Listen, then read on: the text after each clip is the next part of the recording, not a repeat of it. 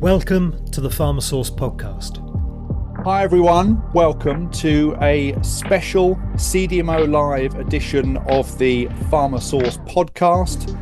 Delighted today to be joined by Dave Powell, Vice President of Business Development at River Aseptic Manufacturing, one of the sponsors of CDMO Live, hosting a conversation around building relationships between CDMOs and sponsors. So we look forward very much to hearing more on the 13th of June. To start with, Dave, can you give us a short introduction and ultimately what makes you unique for your customers? Yeah, my name is, again, Dave Powell. I lead up our business development and government affairs work for GRAM, as our nickname or acronym is.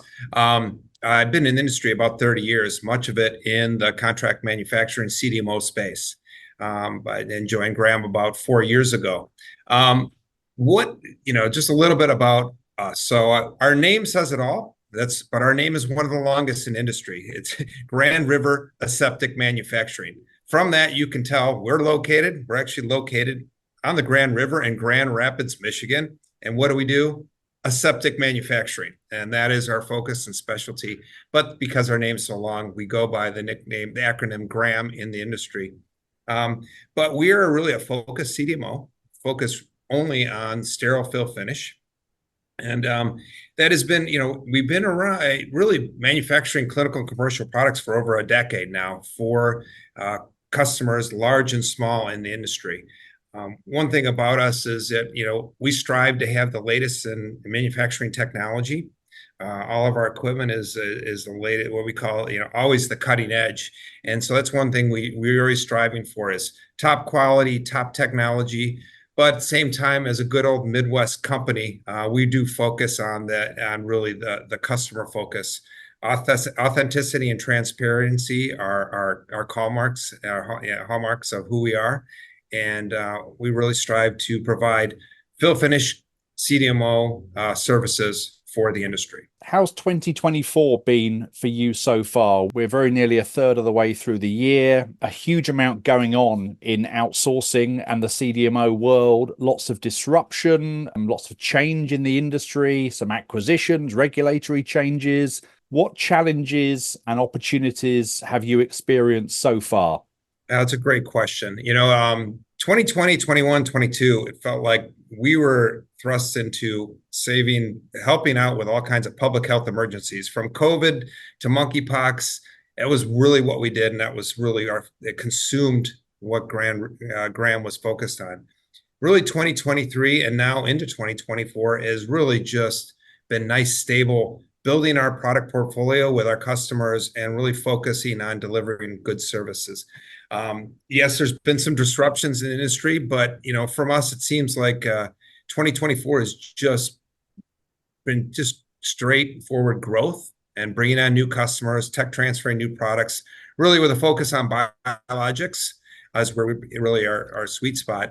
But I would say the disruptions that we've seen in the industry, some of the bigger ones, I don't think it's necessarily cascaded down to we feel the full effects. Some of these things will take a little bit more. It would be interesting to see the second half of 24. I think some of the big events that happened will have possibly more impact on other CDMOs like ourselves. What are the main products and services that you as a business are investing in at this point? So we have deep experience and capabilities really with vials and lyophilization, drug filling. We also can do syringe and cartridge filling, but what we're focusing in now is expanding the capabilities in our syringe and cartridge filling to really match the capabilities we have and the capacities we have for vial and lyophilization. And so we actually announced just now, recently, that we are going to building a third manufacturing facility, really a focused syringe and cartridge filling center to complement the capabilities we already have in that space. We're excited because it's going to be right here in Grand Rapids, Michigan, and really will help us cater to our customers, especially as the growth in the syringe and cartridge space.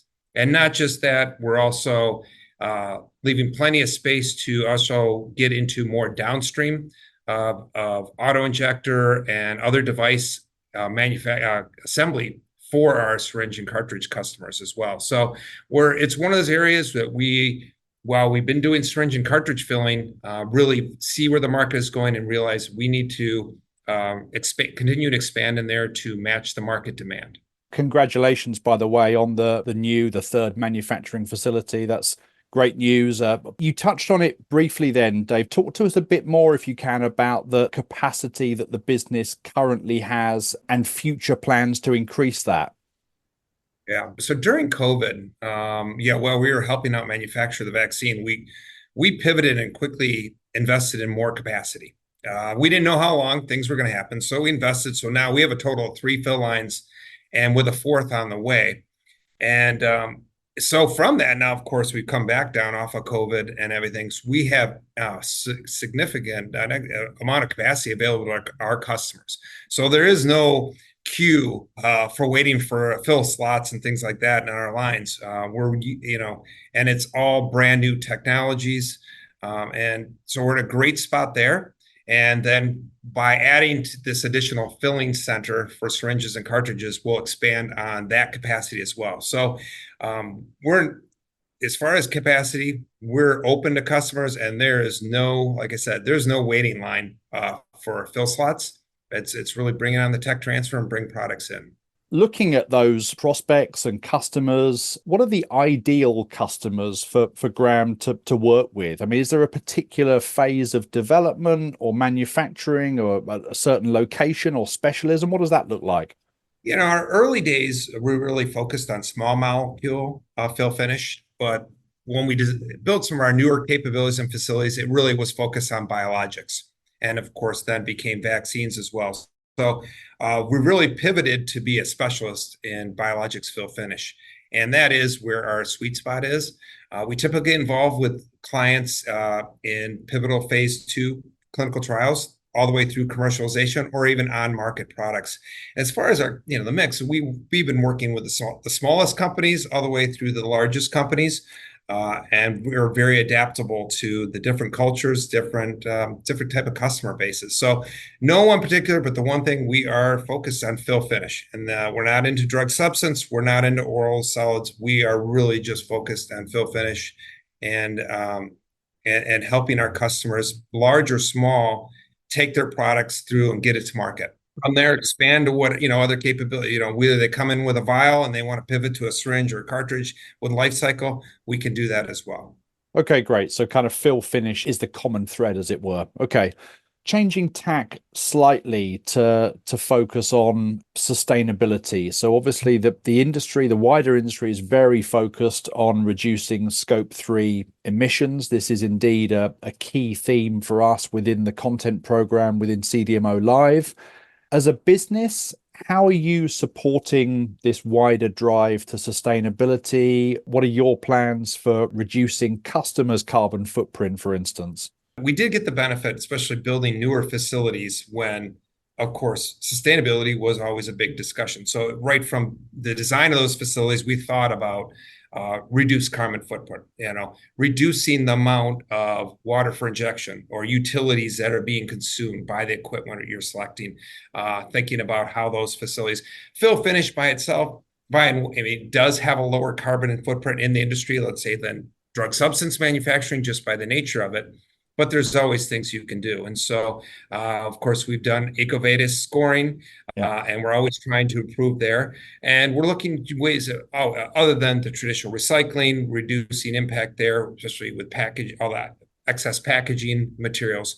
But we also are working with some of our commodity vendors that are being very innovative, especially like in the glass space.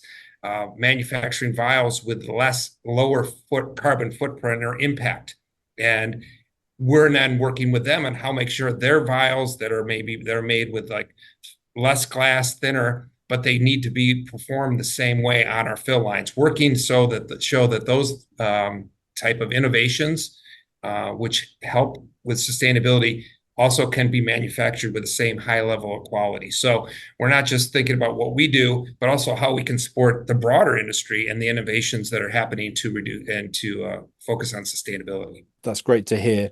Perhaps a difficult question because there's many, but from a Graham perspective, what about one market trend that our listeners should have front of mind as we move towards the second half of 2024 and into 25? Yeah, I think there's been a lot of talk about the recent acquisitions, and is that a trend or is this kind of a one-off? And I like to think it's probably the situational and it's a one-off. I don't think it's necessarily a trend. Some of the things that we're watching and possible impact, one is I think is, I don't know if it's a trend, but what the impact of Annex 1 is it really going to have on the industry.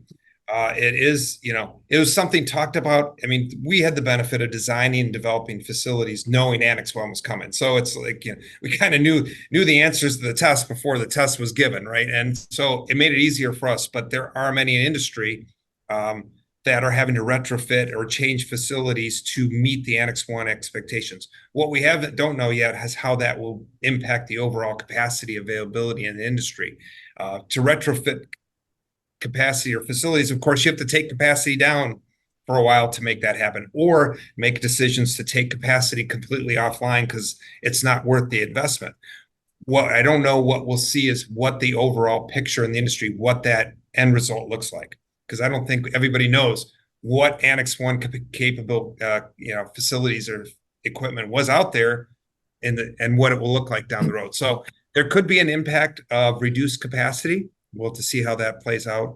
The other area we're seeing is with the focus on biologics and really it is driving more to self-administration or home administration, and you're seeing more devices and innovation in that space, which is great to see. So beyond just auto injectors to on-body devices and other really sophisticated drug delivery mechanisms, which really are great, really patient focused and patient-centric. Seeing how I think there's a trend to drive towards that. A lot of that is driving towards subcutaneous injection for maybe IV injection with large molecules.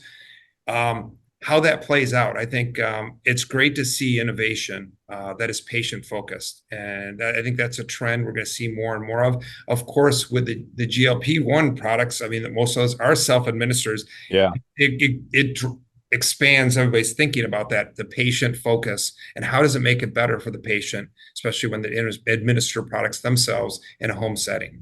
That's certainly a key trend for our listeners to sort of pay attention to as we go through this year. Dave, last question then for the podcast today, and one that obviously links very much to this whole hugely important concept around partnering, etc. What advice would you as a CDMO give to biotechs or to pharma companies when partnering with a contract development and manufacturing company? Some of the problems you see, what would some of those solutions be? What does that look like to you? Yeah, there are what I call the table stakes. Everybody knows it's high quality, high regulatory compliance. And I think with Annex 1, it'll drive that up even further. Plus, there's been a lot of investment in new capacity. Industry coming out of COVID, a lot of that was in the vial capacity. I think coming out of the GLP-1 craze, it'll be more syringe capacity.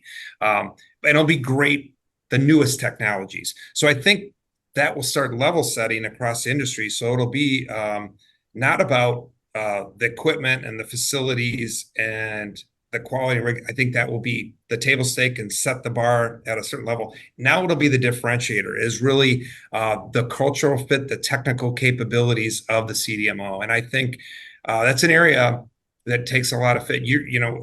Setting these partnerships, it's somewhat of a marriage, right? And it's what you're establishing is multiple years in a row, because switching is very expensive as a CDMO. So really focus on that fit. And short-term fit, not just from your tech transfer teams that'll be the first people embedded and working with the CDMO, but thinking about then your supply chain folks that once a product does get to market, is there a good fit with them and the company? So the CDMO. So I think I've been in this industry a long time, and it's not just the company you select. You should really select the CDMO based on the facility of the CDMO you're picking, because those are the people you'll be working with all the time, and making that natural connection. If the connection's not there, if you don't feel the fit, it's not going to get better. If anything, it's going to go the opposite. So you should feel that out right away. But not only, again, I say, just focus on the tech transfer, think about the life cycle of your relationship and make sure across the board, it's a good fit for your company. That's all we've got time for today. As I mentioned at the start, Grand River are one of our roundtable sponsors at CDMO Live. We'll obviously be talking about that whole concept around partnering and particularly around the relationships between CDMOs and sponsors in more detail on the 13th of June. For now, Dave, a very big thank you to you, and we look forward to hearing more from you in a few weeks' time. Great, Chris. Thank you very much for having me. Join us at CDMO Live on June the 13th. All you need to do to register is head to pharmasource.global/CDMO Live. We look forward to seeing you there.